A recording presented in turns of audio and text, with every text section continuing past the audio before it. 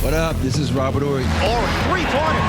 Buries it. You might know me as Big Shot Bob. To Ory for three. Oh, unbelievable. This guy is off the charts. What's going on, Big Shot Bob? Robert Ory from downtown. What is going on, Big Shot Bob? Do we really have to go there? Oh, we are. I can feel it in the air, man. I can feel it in the air. Before we get there, it is the Big Shot Bob podcast. That is B-Dog Brandon Harper. My name's Rob Jenners. That, of course, is Alabama alumni, seventh-time NBA champion Robert Ory. Oh, goodness. So do you want to start there? We can start there. Go for it. Let's just start there. You know, the funny part, I'm sitting there, I'm like, all right, Dabo, let's go. Get this win. And then after the second quarter, I'm like, hold on. Wait a minute. If you can't win this game. I might not make it. Yeah, I'm rooting for Dabo, and all of a sudden I had to switch gears halfway through. I'm like, no, you need to lose this game. So I hate to root against Dabo, but I was rooting against him. And then I'm sitting there like, okay, Georgia, I don't want Texas to win it when they first year in it, but do I sacrifice Alabama for Georgia? I said, yeah, I'm going to have to sacrifice Alabama for Georgia because I didn't want Texas coming in there and winning the SEC their first year. You would never hear the end of it. Never hear the end of it. I told you we were back. Horns up. Horns up, man. Horns up. Matthew McConaughey would be insufferable. That's exactly. What he would be. So it was a rough weekend. Yeah, I can imagine so. Yeah, I'm going to be honest with you. I did not see us. It was hard for me to envision a scenario where they didn't put Alabama in, just because of the brand. You know what I mean? And Milroe, I mean, he was up and down this year, but when he was on, he was electric. The problem was he was just very hit and miss this year. Yeah, but the thing about me is they don't deserve to be in it. You know, I can understand if they would have lost. 3-game loss. If you lost to. You lost to Tennessee, which I'm good with that because you was in Tennessee. If you lost to Ole Miss and Georgia, I'd been fine. But you lost to the Nerds, Vanderbilt, and you lost to OU. And so, to me, the committee is probably like, I can't put you in there with 3 losses, Bama. You good. I can't put you in there because of those 2 losses. Now, if you'd have lost to someone else, I've been fine with that. And then you think about all these teams now, the strength of schedule. And I'm thinking Alabama's strength of schedule. You lost in conference. It had nothing to do with the strength of your schedules in conference. So all these ADs now think about playing cupcakes like Notre Dame, Indiana, Penn State, all these schools playing these cupcake teams to make themselves look dominant. It's just gonna be a trend now, I think. So, but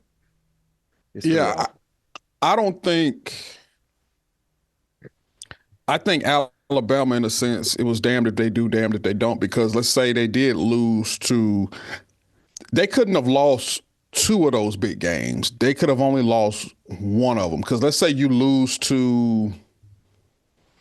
would have lost to Georgia, right? You couldn't have lost to Georgia, South Carolina, and whoever else they played in the conference, because eventually what will then be said about you is that as Alabama, you lost to teams that you don't have any big wins on your resume.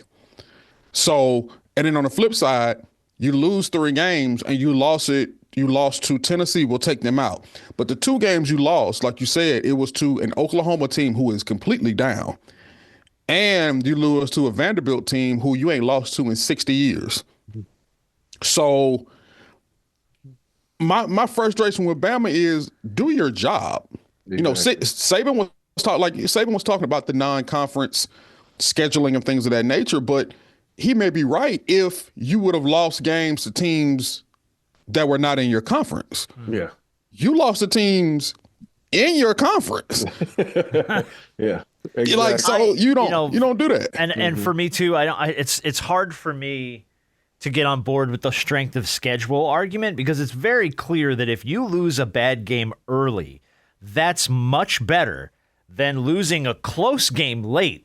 Hello, Miami Hurricanes, who have 2 losses, but lost by like a combined total of 9 points. Now, you lost to Tech, you lost to Syracuse. Both were unranked. I get it. Yeah. But Notre Dame lost to Northern Illinois in the second week of the season. Alabama lost to Vanderbilt. Like, you can look at some of these losses were dreadful. Georgia Tech took Georgia to 8 overtimes. That's not a horrible loss for the Canes. Syracuse had the number 1 offense in the country most of the season. That's not a horrible loss. But they were left out without any consideration, and 3-loss SMU gets in, who, I mean, their schedule was an ACC schedule, but the minute they had to play like a hardcore heads-up ACC team like Clemson, they got their ass whooped. So you can make so many wild arguments for that bottom grouping. Yeah. It's just it's an impossible decision. But I have a hard time. And I'm gonna play you some audio from Cam Newton here. I have a hard time always getting on board with Notre Dame in this conversation. I might as well just keep it a buck with this one. Hey, nobody wants to see Notre Dame in there either, too, bro. Notre Dame is college football's Dallas Cowboys. Like, nobody wants to see them. Do they have a legacy organization and program? Absolutely. Rudy. Yeah, that's about the last time like we see these type of things. There's no such thing as a Cinderella story in college football. Every time you try to root for the underdog, they get smashed. He's not wrong. He's totally so not wrong. Cam Newton on First Take, by the way, is a lot of fun. But I love Cam Newton. I do too. I like Cam Newton, the personality, way more than I like Cam Newton, the football player. I would love to. He's just did the show I did, so I would love to know his experience on that about that because he just did. Oh, he did World's Toughest Test? World's Toughest Challenge, yeah. Oh, and so he was in it. But they had a lot of water events. But, anyway, I was in the fucking cold, which is the worst out of all the 3 episodes so far, the 3 seasons. But, yeah, I totally agree with Cam. It's like you look at Notre Dame, and I can always go back to the year they had the scandal with the one football player where he got catfish and they Manti Te'o. Yeah, they made it to the championship and then they got beat by 40 by Alabama. They got boat raced by Bama in that game. Like Notre Dame so many times is like, no, you make them play someone other than USC. I'm like, if you think about Notre Dame's schedule, who do they play outside of USC? Oh, I just had it open. Let me see if I can find it because I went to look to see when was their loss to Northern Illinois. Because they need to play game of the season. It was the second game of the year, I think. Yeah, they need to be playing a Big Ten schedule. Mm-hmm. Big time. All right, here's who they played this year. Ready? Okay. They won their first game of the season against Texas A&M. That's not a bad win. That's actually pretty good. They lost to Northern Illinois. Then they beat Purdue 66-7. They played Miami of Ohio, Louisville, who was down this year. Stanford sucks. Georgia Tech was hit and miss all year. Navy stinks. Florida State is dreadful. Virginia stinks. The only signature win they have is when they beat Army. And they cooked Army 49-14. They cooked Army. And then they beat USC, and USC just had an okay year. Yeah, and to me, the Army team they had a good schedule, but they didn't play anybody. They didn't play. So as soon as Army had to play somebody, they got cooked. That's what I'm saying. So if you beating the Sisters of the Poor over here, and then you play another team that's beating the Brothers of the Poor, of course you're gonna beat them, and it makes them look like, oh, look, they got like 18-1 or whatever the record was, and it makes you look that much better. But Notre Dame their school is in the ACC when it comes to basketball, right? Correct, but they have no conference affiliation for football. Yeah, that is the weirdest. I know, and somehow though this is money, and that's just it. It's all about money for Notre Dame. Yeah. And I think so much of it comes from the NBC deal and all the stuff that they get. They get this wild-ass special treatment as Notre Dame. And I am with you. Pick a conference. Get in a freaking conference and play a conference schedule. And here's the thing. If you don't, you're not in the playoff conversation. Exactly. I don't care how good you are, and I don't care your legacy. I don't give a shit about how much money you have. Pick a conference, win a conference. And if you can't do that, don't bitch and moan when you get left out because, like Cam said, every year you want to pull for him. You're like, oh, look, Notre Dame's in there. Let's see if they do something. And they get destroyed. But this is how smart NCAA committee is. Let's put the 2 weakest teams in this, make them play each other. Yeah, so that's actually true. Yeah, that's like Indiana and Notre Dame play each other. I'm like, no, you should have took a Tennessee, made them play like Notre Dame and flip flopped them because you got to me the 2 weakest teams in this are playing each other off the bat. If you want to eat at the big dog table, make them play one of those big dogs and not have our big dogs knock each other out before they get to you guys. Okay. Yeah, They're going to have to, because I think in a couple of years they're going to expand this thing again. I think they're going to go to 16. But every time you expand, you're bringing about new problems because you're going to have new teams in here that you're eventually going to realize don't deserve to be there. But this is a money thing. You know, the more they expand, the more money they bring in, the more brands they bring in, the more opportunity you have for there to also be some upsets, because there are going to be some upsets, because when you let teams in a one-game playoff for it all, anything can happen on that day in that game. So that's what's going to happen. But they're going to start looking at this schedule stuff as well as they start to expand, because you're going to have teams that say, you know what? We used to want to put Alabama on our schedule, or we used to want to put Georgia on our schedule, or some other tough team for our non-conference. Yeah, we're not doing that no more. No. Because strength of schedule is an illusion. It really is. And it showed you this year that it almost doesn't count. So let me give you this one. I think we're gonna see some people exposed a little bit on how good they actually are. I don't really know how good Arizona State actually is. Yeah. Scadaboo's fun to watch as a running back. He is a blast, and he is a force to be reckoned with. But Arizona State's going to get the winner of Texas and Clemson in the Peach Bowl here in Atlanta. That's going to be like, okay, reality check 101 for Arizona State. Like, this is going to be the test of how good, first test, by the way, for me, of how good of a football team you actually are. Yeah. Because you're going to get somebody coming in angry and swinging. Either way, you're going to get Dabo, who snuck in, or you're going to get Texas, who's pissed that they didn't beat Georgia in overtime. And then you got, Oregon's going to have to face the winner of Ohio State and Tennessee. Yeah. So I think Ohio State should have been number 7 and Notre Dame should have been number 8. Yeah. That way you could flip flop that with Ohio State. And now you got to think about Ohio State and Tennessee is so much better than Notre Dame, but it is what it is. It is what it is. But I have this question for you guys. Okay, go ahead. All right, since you ain't playing for the big dog, for the big dance, for the big trophy, would you play in your bowl game if you're a top player? Are you asking if I was like a draft prospect? Yeah. Mm-hmm. Would I play in my bowl game? Let's say, I don't know if Milroe leaving or coming back. Let's say if you Milroe. Nah, he leaving. Yeah, that's okay. Milroe, would you play in that Michigan game? Let's see. Is he a projected first round pick? Yes. Yeah, he is. Okay. I don't know. I think it just depends on where I believe I'll fall. Mm-hmm. Am I a top 10 pick? Am I a top 15 pick? Is it is somehow, some way I could use this game to increase my draft stock? Maybe not. Yeah, maybe not. My answer is no. My answer is no, because I ain't playing for shit. Well, and that's it. Yeah. Here, you ready? What happens? Yeah. What happens if you go out and you play in your bowl game? You blow out your knee. Trying to win a bowl game doesn't mean a damn thing to you, ultimately. Now, if you're in the college football playoff, yes, you're back. You play in the game. You try to win a national championship, 100%. If you're not in the 12-team bracket, if I'm Cam Ward, I never put on a Miami jersey again. And it's not a shot at Miami. I hope he had a great experience as a Cane. I never put a Miami jersey on again. I'm going to the draft. I'm gonna hurt my ankle in the Pop-Tarts ball? F you. What the fuck is a Pop-Tart? What are you talking about? What are you talking about? For what purpose? There's nothing there. If I'm Jalen Milroe and I have first round draft stock on the line, I'm not playing. Yeah, I'm not playing either. And I think plus you think about it's only benefiting the school. The school gonna get that paycheck. I ain't getting that paycheck. You can get nothing. You're getting your NIL money. Now, if there's NIL money attached to you playing in a bowl game or something, then that's different, because at least there's something in it for you. But I have no clue how these NIL deals are structured. I don't know what counts, what doesn't. You know what I mean? Like, if you sign an NIL deal, you just get paid up front?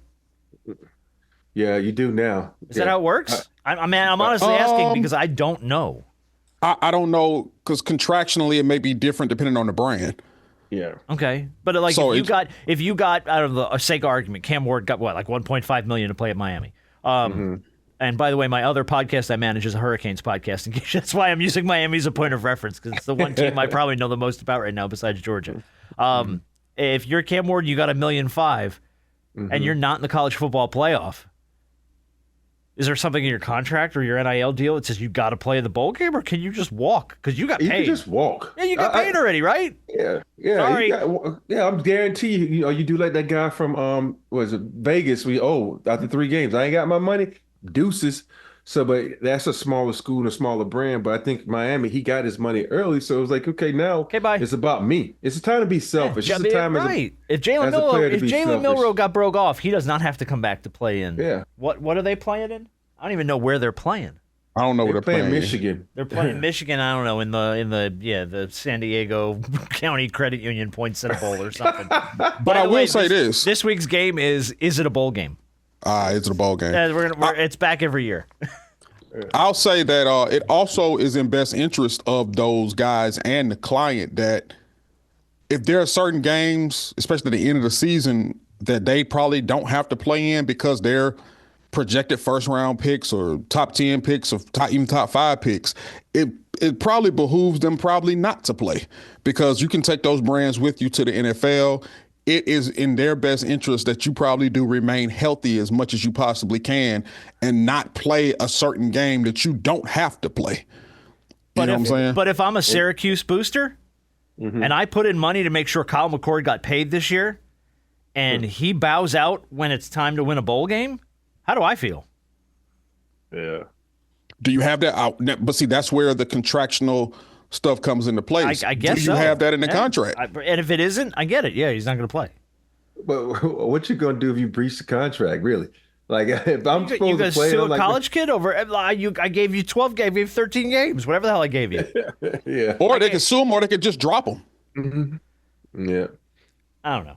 It's a weird mess, but I'm enjoying the 12-team playoff way more than as a coach, and I'm like, let's say I'm Miami Hurricanes coach. I'm like, Cam, scratch. I'm not doing that to you as a player because your future is way brighter than just one game. But they won't. They won't do that, and they can't do that. It's it was his one. decision. I can't remember. It was one coach I remember talked about that. He says, "I'm not letting them play. It's no point." So I think I remember who it was. I think you're right because I remember hearing that too, but I don't remember who it was. But yeah, I mean, I get it. Good for the coach. Yeah. Most coaches with their boosters and their NIL boards and stuff nowadays can't do that shit. Yeah. If he wants to play, let him play. It's his decision. And if it was ultimately my decision, no thanks. Switching subjects, so I'll just think about this before I forget it. No, man. My mom had the best time at that Lakers. I was going to ask Hawks game on Friday night. So like, talk to me. This is why she said she had a great time. The seats were good, but the best part, she said, baby, it was weird because it was different from going to a Laker game at a Lakers field. I was like, yeah, Mom, it's different. She said, they got the fighting. I'm like, who got the fighting? The teams? I said, I watched it. She said, no. There was some people in line and they was like talking the Hawks are better, the Lakers are better. The next thing you know, they got the fighting. She's like, I just sat there and watched. I said, Mom, you can't be around to Atlanta, Mama. When a fight is happening, you can't be around it. I was like, what if it spills over towards you? She's like, no, I just stuck my head around the corner. Oh, good. I love my mama. I tell you, man, time. I don't need Mama Ori getting in a scrap down at State Farm. I know it, man. right? Got a mugshot on TMZ. You should get let out in cuffs. I whipped his ass. Yeah, the Laker game, when the Lakers come to town, it's always an event. It is. But I'm surprised the fans were fighting because that doesn't usually come off like a fan fight. And then, like when the Knicks are here, Knicks fans are very loud. Yeah, very, very loud. So like I get that you're probably gonna scrap a little bit with those fans, but I don't know, like Lakers fans, man. I don't know. Well, what it is that most Knicks fans are Knicks fans, they're hardcore Knicks fans. I know. With Laker fans, a lot of Laker fans right now are LeBron fans. They were not always Laker fans. Now a lot of them are, but a lot of them are LeBron fans. So somebody can say something about the Lakers, somebody can say something about LeBron, and that sets somebody off. So it might not even be about the team as much as it is about the player. And so it don't take much. Yeah. I always find that crazy when people get so irate about talking about a player. I'm like, it's just my opinion. Yeah, I mean, right. And it's ultimately none of it matters. It's just talk. All right, so I watched most of the Friday night game. Ended in a wild manner. Trey with the I was the one that wanted a walk-off three, but the three with like 7 seconds left on the clock or something. Hawks ended up winning their 6th straight. Lakers on a little bit of a skid. It was 3-7 in the last 10 games, I think. They're awful on the road. Yeah, I mean, just Oh, that's what I've been saying. Yeah. No, surprise. They awful at home now too. Yeah, well, Or they just flat out awful. yeah, I was going to say, now you got problems. You can't be awful at home and on the road. So then, by the way, the Hawks, win. I think was it their sixth or seventh game in a row? That was a sixth. That was the sixth in a row. And then they came out and got cooked, just cooked by the Nuggets on Sunday. By the Nuggets, Nuggets hung 141 on them in Atlanta. Damn. Jokic had 48 and 14 on the heels of a 56 and 16 against Washington the night before. Yeah. So in 24 hours, Jokic scored 104 points, 30 boards, and 16 assists in 24 hours. I guarantee you that 56 feels bad because you lost to the You Wizards. lost to the Wizards. The Wizards had lost, Oh, my 17 in a row, and that broke the streak. Yeah. Hey, but you know what, though? That's the best game I ever seen. The guy who got knocked out by Jordan Poole. Jordan Poole. Yeah. I had to look at it like 3 or 4 times because I thought it had been sped up because the way he was playing, it was like, is this sped up? Let me slow this down. He was like on one that night. He was moving so quick, step back jumpers, knocking Jays down. We hit like 9 threes in that game. It was that. See, that's probably why the Wizards was like, see, this is why we got you.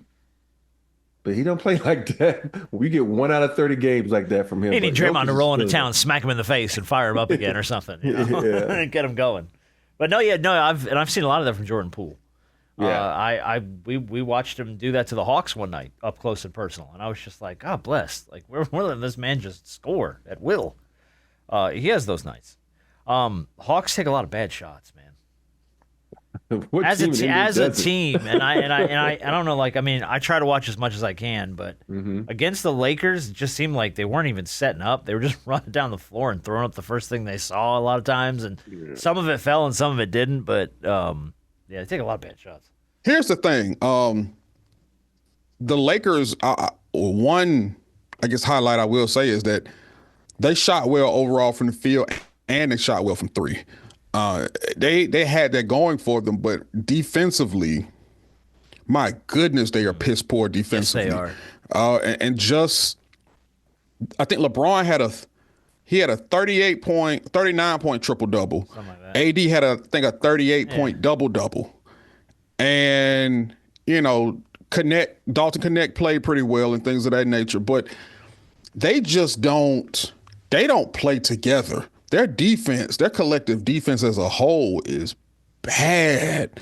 And because they lean so heavily on LeBron, we see this time and time again, a year in and year out. When he's off the floor, there is no playmaker. There is nobody who can run the offense. Or offensively. Or both. Offensively, one. Yeah. Like when LeBron goes to the bench, there is no playmaker. There is nobody that sets the offense up. When LeBron goes to the bench, that's the perfect time for a team to make a run. The perfect time. If you want to put the Lakers in a hole, do it when LeBron is on the bench. But they don't have another guy. We've been talking about this for the last few years. They don't have another guy that they can lean on to take that responsibility away from LeBron. And I know no team out there is going to help them out to try to bring that in. But we've been saying this year in and year out, and I'm going to say it again. They need another ball handler. They need another guy who can take over a game. Yeah, it's already out there. Brandon Ingram. No, here's the thing with me with that. It's already out in the world. It's like, when LeBron's in the game, you know what it is? It's not the fact that they need a playmaker. It's just the fact motherfuckers think they can take shots they don't need to take instead of just going to the post and going to AD. And I think a lot of that falls on AD because it always AD's like, okay, you want to pick and roll? Do. Don't set a fucking pick and roll. Do like you do sometime when you break a play, just go to the fucking block.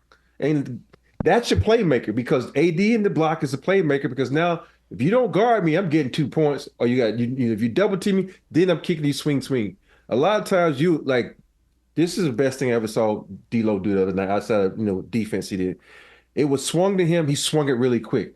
Everybody now in the Lakers, when you swing it, they look for a three. You know that dude in the corner or the next pass over is open, but should I take my shot? It shouldn't be a thought process. It should be bam, bam. And these guys don't do that because everybody in the league now is trying to fucking score.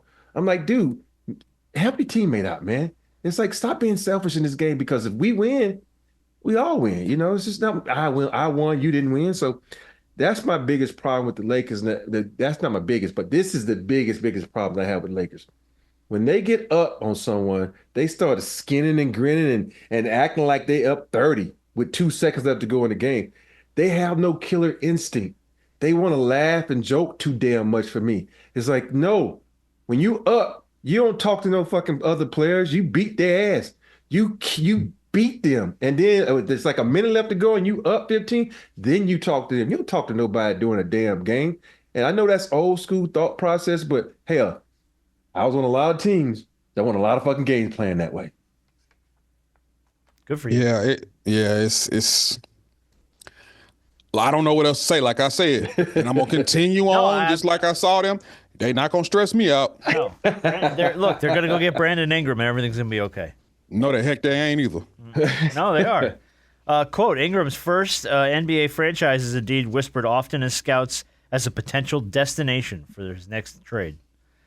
I haven't given any indication that the Lakers are looking to pursue him right now, but all credible signals circulating say the Lakers suggest that LA is looking to fortify its front court and add perimeter defense to assist LeBron and Anthony Davis. Isn't that what you just said? Is that what you just said they need? They need Brandon Ingram. Here's the thing about Brandon Ingram. He's always hurt. And you're going to have to pay him.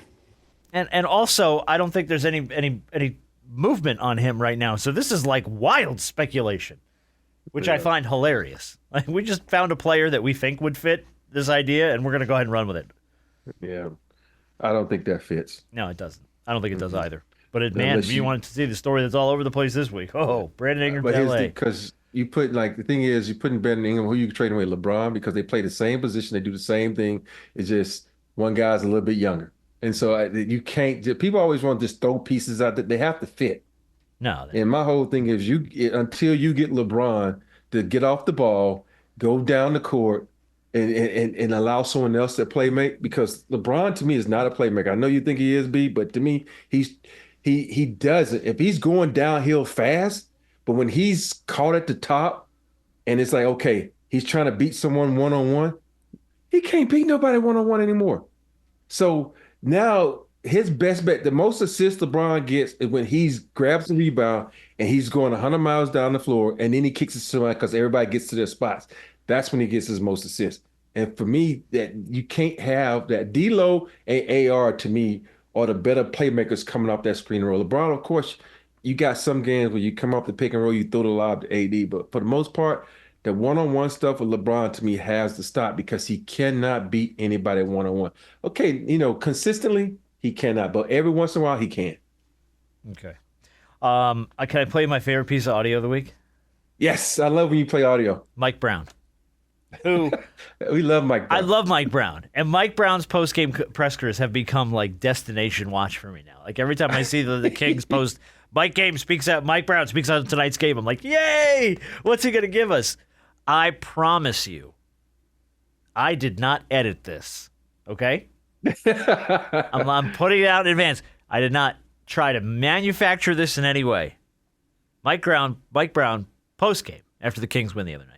We just need to be methodical by stacking or playing the right way, possession after possession after possession after possession after possession after possession after possession after possession after possession after possession after possession after possession after possession after possession after possession after possession. It is after possession after possession after possession. It goes on forever. After possession, after possession, after possession, after possession, after possession, after possession. You guys got what I'm saying, right? 40 seconds. Mike Brown doing that in front of the media. Look, I just lost respect to me as a coach, man. You're trying to make a point. I get it, but come on. That's not your team. You should be doing that to your players, not to the media. Those media people are just trying to ask a question and go home. They got dinner on the table, bro. Like, what are you doing? I'm trying to beat this traffic, man. What are you talking about? Mike's still doing after possession after possession. They won 48 games in 22-23. They won 46 last year. They feel like they're in a weird spot. Overall, the Kings' numbers, we talked about it a little bit. The numbers aren't awful. They're the 6th offense in the league, 13th defense, 10th overall. But they're only like 12 and 13. They're behind the Spurs right now for the 12th spot in the West. I just like they're just stuck in this weird like we're not terrible, but we're not good. And we're a 500 team, but in the West that drops you way back in the pack. So I have to ask you guys this, because you think about this, 2 seasons ago they had the #1 record in the West, right? Was it? Yeah, I think it was 2 seasons ago. Yeah. Yeah. 2 or 3 seasons. So yeah. if you're an owner and all of a sudden your team starts going south like this, do you make a trade or do you make a coaching change? You might need to probably make a coaching change. Yeah.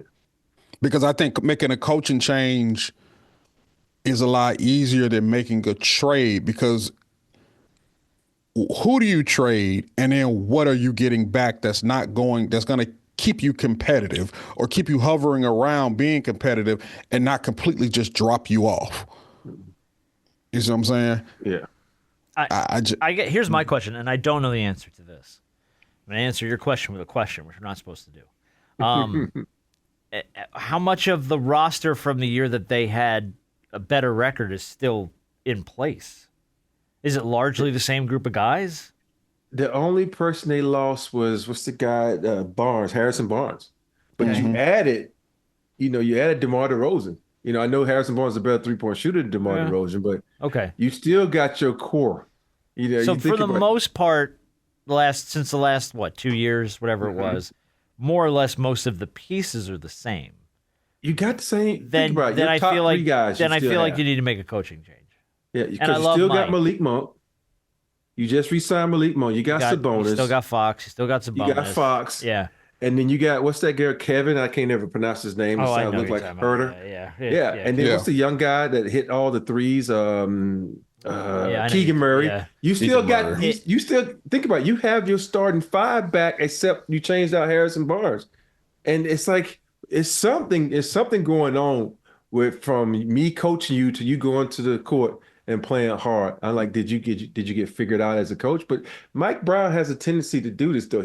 That first year as a coach, you play, you coach well, the team play well. Think about it. His first year as a coach, did he take the Browns? You're talking about the Cavs, yeah. Cavs to the finals?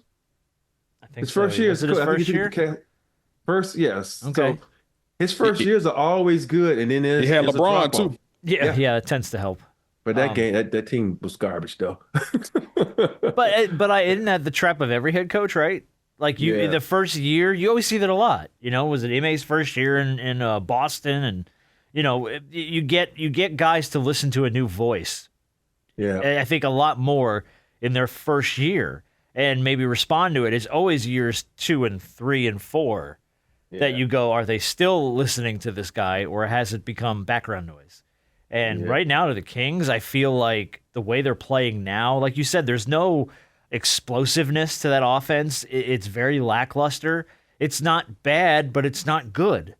So how can you get more out of what you got? I feel like that's a coaching thing. And I mean, if you want to make a trade, fine. But we all know on this show that doesn't always fix stuff. And a new voice in the locker room, okay, maybe it's the equivalent of having a new voice at the coaching spot. But either way, there needs to be some kind of fresh voice interjected into that group because they're just not motivated, it doesn't seem like. But I don't know. I just like when Mike tortures the media in the postgame. Makes me good. All right, what else do we have to get to? We are going to get to Is It a Bowl Game coming up. We got a couple more things to do before we do Big Shot and Is It a Bowl Game. You want to talk about the Juan Soto deal? You're like a halfway Mets fan. Hey, now I was a Mets fan, and I'm like in and out. So, but what is it, $750? How much was it? $765 million over. It could be worth. It could be worth up to 800. It could be worth up to 800. Let me give you. Let's just say 800. Okay, let me give you context on one thing that made me kind of like want to throw up in my mouth. The combined career salary earnings of both LeBron James and Tom Brady put together is $761. Damn. So he's making, on paper, $4 million more in a 15-year deal than the career combined salaries of LeBron and Tom Brady. Wow, that's Baseball bananas. pays, man. Baseball pays. So as soon as I saw this deal, I called Candace. I'm like, aren't you mad now that we didn't make Christian play baseball? For real. She was like, Real. and then her response like, no, I'm just mad to marry a baseball player. I'm like, Hey. Wow. Hey. I'm gonna start emailing crazy. Candace Soto in a few That's tomorrow. what I'm saying. I'm Yeah. like, okay. She started laughing. I said, oh, you find that funny? I said, okay, I'm so mad. I ain't married Selma Hayek, so what's your point? And it got personal, and someone slept on the couch. Yeah. Let me tell you something, man. When Juan Soto, I thought for a while that he was going to end up re-signing with the Yankees, and I think they offered him $760 for like 15 years. Yeah, I think it was a difference of like $5 million or something. Yeah, it was, so it was minimal. Yeah, man. I don't really. This is amazing because baseball money is different. But the thing about baseball money is it takes you a lot longer to get it because unless you're an exceptional player, you don't know how long you'll be in the minor leagues because a lot of guys start off in the minors, or unless you're just the exceptional talent and you just make a major league roster, that's fine. But when then you you got to get play to the out your majors, rookie deal, and then you all that shit. Yeah, before you get into this. It's this right here. Oh, this is different. Now he has an opt-out clause after year 5. He's not gonna see that full 15 years. Nobody ever does. It depends on how this Mets team looks. Now, a lot of that is contingent upon him. It is, but I hate the Mets. Okay, I'm not, and we've talked about this. I'm not a Mets guy. The culture of the Mets locker room has not been good. It just hasn't been good. We've seen guys go to New York, struggle, suffer, say that they hate playing there, want out of town. What's different about this besides money? Because if he's got an opt-out after 5 years, I don't see a shot in hell that he wants to continue to play there unless they are completely crushing people and winning games and he re-energizes the team. But if you're going to go from the Yankees to the Mets over $5 million, this only says to me this is about money. This has nothing to do with anything else. Well, also, Mets were pretty damn good last season. And then They were in the NLCS. Yeah. I think he's probably looking at the Yankees losing some pitching and The Yankees went to the World Series. But you losing some pitchers though, and this team, the Mets, is going to be a better team. But it's the paper. Yankees. You can't ever look at the Yankees and go, "Well, we're not going to have enough pitching." They'll spend your mother's paycheck. They don't care. They spend more money than any team on the planet. Can I tell you what I think what the issue was? What's that? And I don't know if this is fully true, but there was a report that came out about I saw this. That This was like one of the reasons Seinfeld he did not, episode, by the way. one of the reasons why Soto probably didn't sign back with the Yankees is because of Yankee security not necessarily handling his family correctly. Well, and it was more than his family. It was like his chef and his trainer or something. They wouldn't let them into certain areas of Yankee Stadium. And to me, that's like that's a Seinfeld episode. That's George Costanza failing to let the guy in the right area and losing Juan Soto to the Mets. To me, it becomes petty with athletes. Athletes now are getting to the point that says, I'm going to just see how far I can stretch this organization to see what they'll allow me to do. They just should, they should have a blanket thing across all organizations. Listen, this is the family room. This is where your family can go. Your kids can't come in the damn locker room unless we just won a world championship. And there's so many things that these athletes come and it says, oh, you going to let this guy come in and do this? Well, I'm going to try to do that +1. Oh, you let this guy do this +1? I'm doing +1. So I'm at +2. And it's the snowball effect that these athletes now know they control so much. So they be asking for the most ridiculous shit ever. Why does your chef need to be here? Why does your fucking trainer need to be here? No, I can understand if you got a guy that's stretching you on that, maybe. But your fucking chef? Really? It's getting ridiculous, man. Well, who's going to make him his pregame salad at his locker if his chef isn't there? The team? Who's going to rub his feet before he goes on the field and assure him that he's doing a good job? Got 15 trainers that can do that. I don't know. I'm just saying. That's the type of splitting hair decision. That's the type of splitting hair things that you make, that you kind of consider when you're making a decision. I'm like, Bro, you went to the World Series with this team. You and Aaron Judge are the most, y'all would be the most feared hitting duo in all of baseball.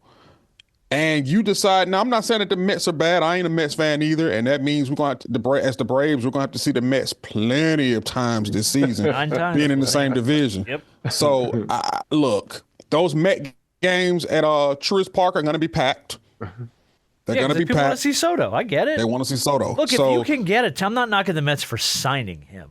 I'm not. I'm really not. It's very odd, though, for you to go from one New York team to the other. Right. That's really, like, I don't know how that's going to sit with fans. Because that guy was a Yankee 5 minutes ago. And Mets fans and Yankees fans do not tend to get along. How long did he play for the Yankees? Like 2 seasons? Oh, yeah. A season? Season was and a half? 2 seasons? Yeah, it was season like and a season and a half, whatever the hell it was. Yeah. Yeah, no, not long. But he was still a Yankee. It's not enough love there yet. I guess. If Don Mattingly went to work for the Yankees or with the Mets, then yeah, okay, I get it. But my thing is, if your decision came down to whatever disagreement, like it wasn't even that you had any problem with your teammates. You loved Aaron Judge. The report was you absolutely love Aaron Judge. And the problem came down and the issue came down to the security guard. Get out of here. If that is the case, that is petty. Yeah. But you think about them, Stanton, Judge, they still got a good lineup. So they do. No, look, the Yankees are not a bad. Look, the Yankees are never going to be bad. Even when they are bad, they're not that bad because they spend so much money to be.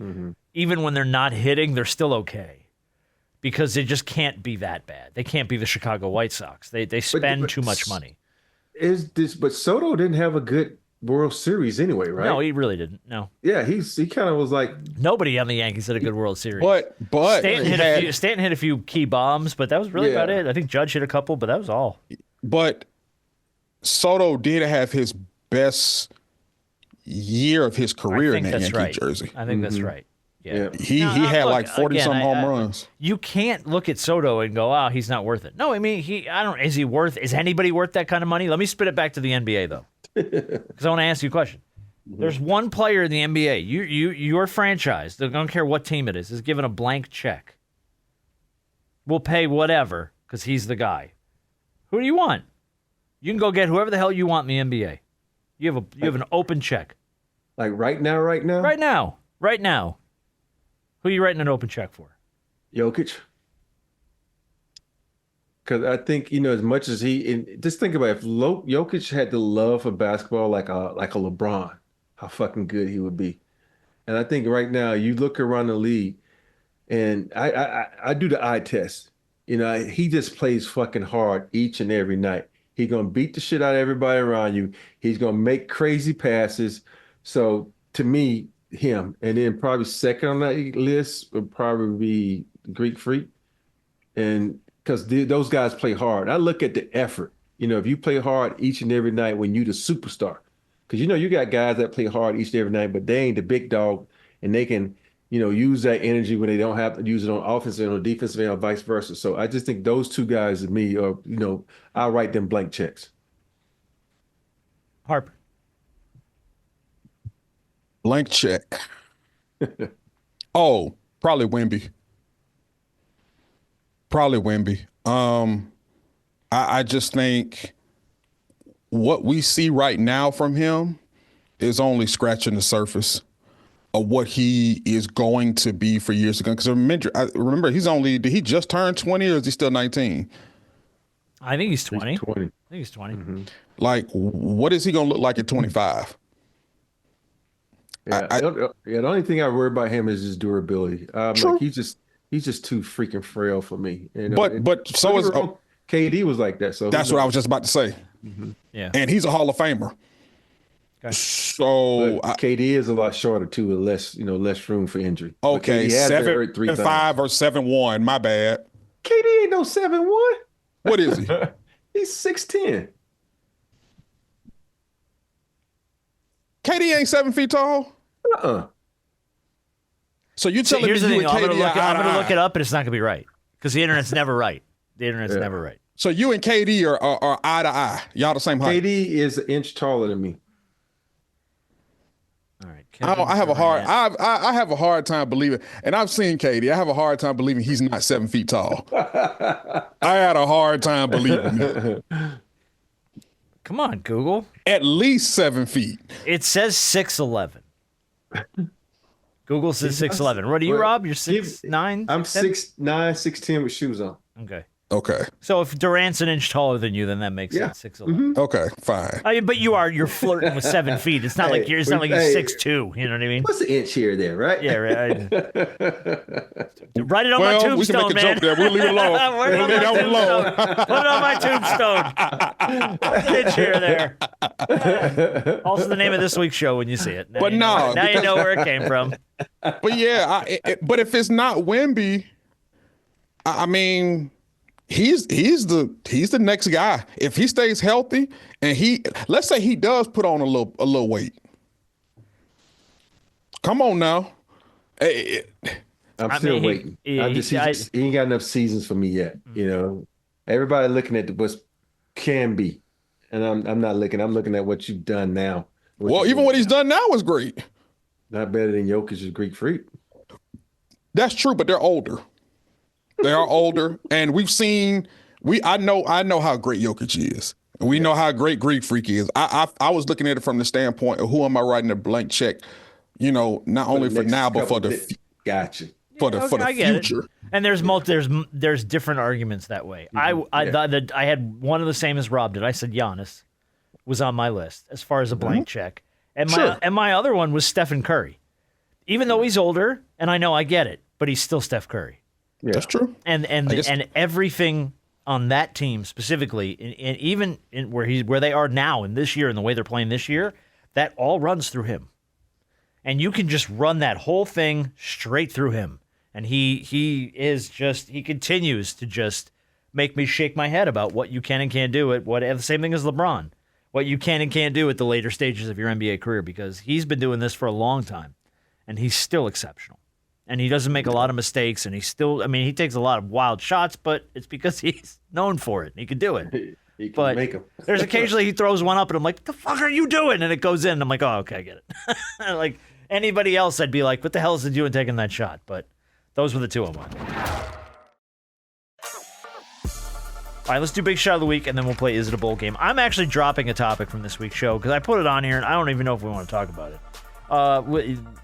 The old CEO of ESPN, John Skipper, seems to think that they're going to add Stephen A. Smith to Inside the NBA. Don't do it. Don't do it. Now, he's speculating, but his point was, much like they do at Turner, you have to sort of have the B team as well for Inside the NBA, because you're not going to have Shaq, Kenny, and Chuck for every game. So you're going to have a B team. I promise you the B team will likely include Stephen A. Smith. So how long before he's an integral part of the B team that they start to try and push him on? And I don't think he's going to like that concept of him being on the B team. Right. He won't be out there with the big dogs. Which I'm saying. So how long of that is it before both ESPN and Stephen A. Smith try to go, look, if you're going to use me on this, I want a seat at the big desk. No, but see, here's the problem with that. This is not something that was just put together. This is something that has been in the making. This is something that's been together for a long period of time. Don't mess with chemistry. Stephen A. Smith will start to do too much to try to... ESPN doesn't care about that. ESPN does not care about the chemistry of that show. They care about making that show as much their own as they can. Now, I know that they're not going to have complete creative control over it, but they're going to have influence over how that show gets produced because they're going to be the ones distributing it. Yeah, I get it, but ESPN wants their brand on that show. I don't think it's going to work. I don't think it's going to work at all, because that show's not First Take. It doesn't have that pacing. It doesn't have that mentality, that approach. They are fun first. They are not opinion first. They are fun first. The minute you take an opinion first guy and you put him in that group, it's not going to work. But I have a feeling ESPN is going to try and get their fingers into that show, and I don't know how I'm going to like it. All right, let's do Big Shot of the Week real quick, and then we're going to play Is It a Bowl Game? And I don't think you guys are going to do good at this. Big Shot of the Week's going to go to a guy named Andy Pujol, and here's why. Andy's the founder of Building Homes for Heroes, a nonprofit organization that builds and gives away mortgage-free homes to injured veterans, first responders, and their families. This week, that organization, Building Homes for Heroes, gave away their 400th mortgage-free home to an Army veteran named Joshua Sager. 400 mortgage-free homes to vets and injured first responders. That is big shot of the year for me. That is unfreaking believable. The fact that this guy does this for people. Amazing. Yeah, that's amazing. Mortgage free. Yeah, That's incredible, man. Do you think about it? It's like vets, mortgage free. Can't get no better than that because sometimes, man, we treat our vets like not good. Not good. Everybody that's ever had an experience with the VA says it's miserable. It's not good. I hate it's that. like for me, every time I think of vets, they should, vets, they shouldn't be, taxes should be taken out. They should, it's everything they do should be pretty much free, to a point. And it's just like, I'm gonna stop right there. Yeah, that's That's a fact. Anytime you have people to go defend your country in any way, shape, form, or fashion, bro, you got people laying their life down on the line. They have families. They have people who actually love and care about them. And when they come home, it's a blessing that they come home because not everybody does. And I also think I'm a firm believer that if you have somebody that's in the armed forces and unfortunately they don't come home, you need to take care of their families in every single way you possibly can because that family member laid down their life for this country. Their country owes them. So true. Absolutely, 100%. Agree with both of you entirely, which is why the work that Albert does is that much more important because holy cow. Like you said, it's a blessing they come home, but they don't always come home in the best shape. And that's something else that we, missing limbs, handicaps, mental trauma. PTSD. There's a lot. And the fact that this man does this for these people is next level. Yeah. So big shot of the week for sure. The PTSD is the hard part because I remember when I did the USO tour, one of the guys that was our security, he says he don't even go home anymore because on 4th of July, the fireworks make him start sweating, goes banana. It's just crazy how we don't think about the little things like that post-traumatic stress that they have.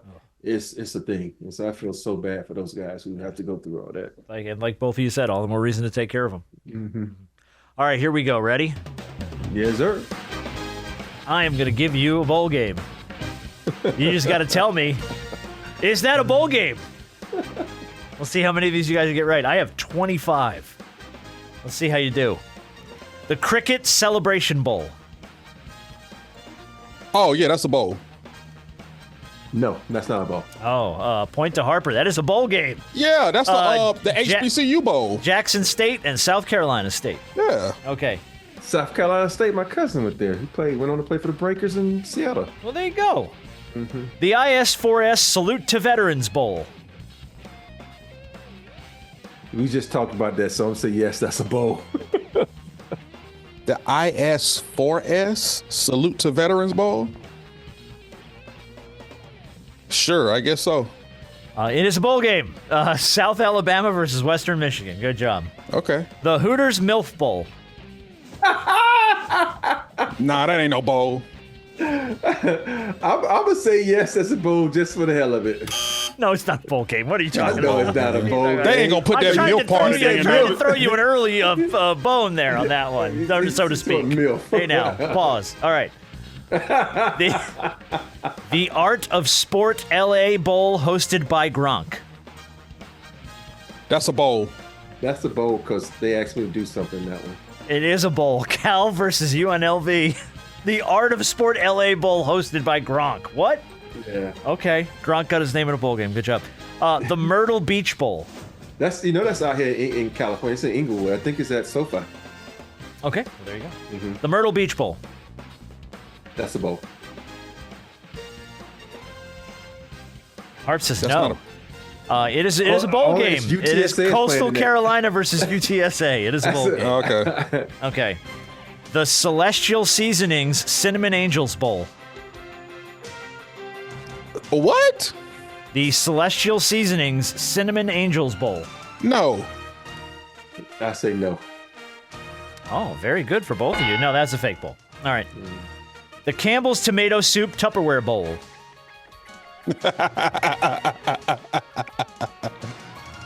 I thought I heard a Campbell Soup Bowl. So I'm gonna say yes. But Tupperware Bowl. Yes, I'm gonna go with Tupperware Bowl. Yes.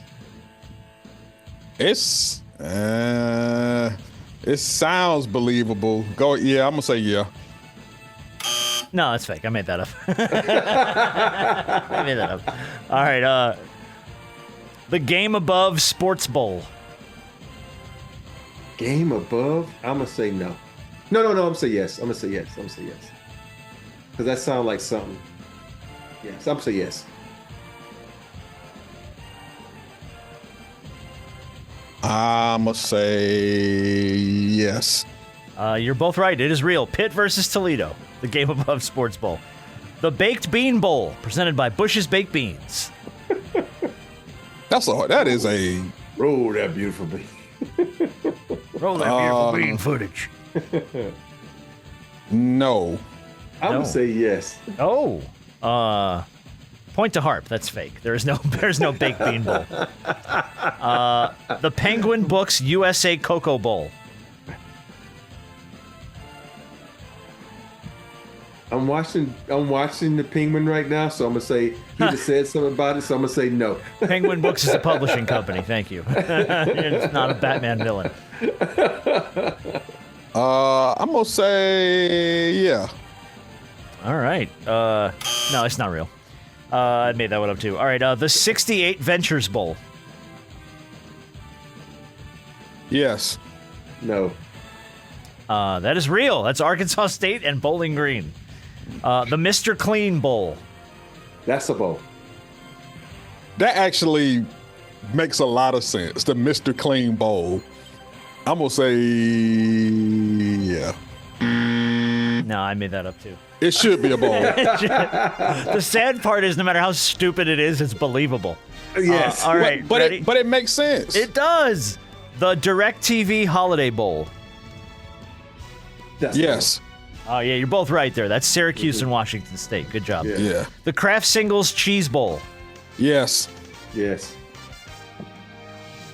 No, it's the Cheez-Its. I think it's by Cheez-Its. Bowl. Yeah, the Kraft okay, my Singles bad. Cheese Bowl does not exist. No.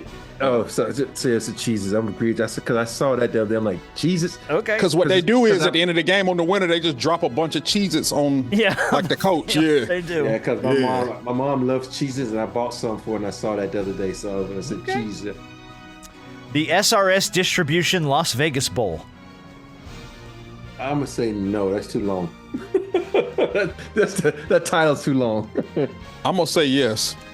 Yeah, I thought Rob was going to get that one because USC's playing in it against They're Texas playing A&M. Texas A&M. Yeah, the game. Because The SRS Distribution Las Vegas Bowl. Cameron and Candace got a bet on that game. That's so, yeah. something. All right, the Wasabi Fenway Bowl. Wasabi. The I'm gonna say no. Wasabi Fenway Bowl.